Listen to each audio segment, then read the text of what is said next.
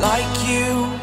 Be strong to hold the powers of the sun. Eh bien bonjour à tous, c'est DarkCellB, c'est Basti Power et aujourd'hui on se retrouve pour un tutoriel très demandé, le tuto manual. C'est parti. Donc tout d'abord, je vous conseille de baisser votre selle un maximum pour pas qu'elle ne vous gêne en fait dans le mouvement du manual.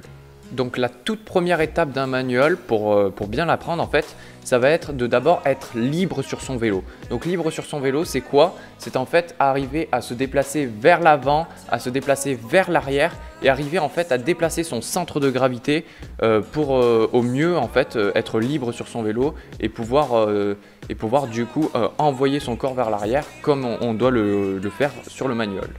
La prochaine étape va donc consister à envoyer son corps d'abord vers l'avant pour compresser sa fourche et ensuite envoyer son corps vers l'arrière pour bien entendu lever son vélo. Donc au début c'est totalement normal, vous n'allez pas réussir à lever énormément la roue avant, mais au fur et à mesure de l'entraînement vous allez voir que ça va venir. Et une petite astuce que je vais vous donner qui marche super bien, c'est en fait, l'orientation de votre pied va dépendre de l'orientation de votre corps. En fait, c'est-à-dire que si vous mettez votre pied avec une inclinaison vers l'avant, alors votre corps sera plutôt vers l'avant.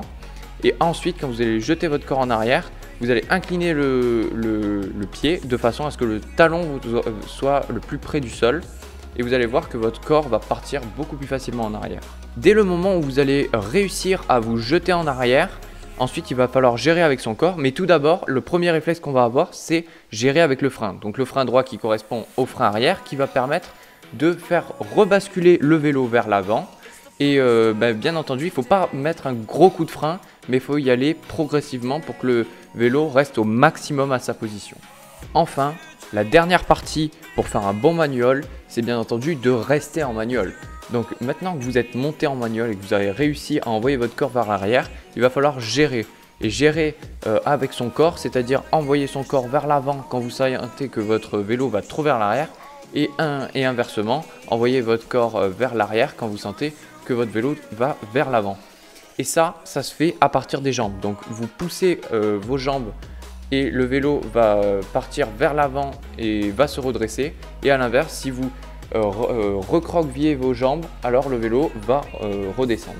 Donc voilà, maintenant que vous avez toutes les astuces sur le manual, il ne reste plus qu'à vous entraîner et ensuite vous l'aurez ce fameux manual. Je vous laisse quelques images et je vous dis à très bientôt dans une prochaine vidéo.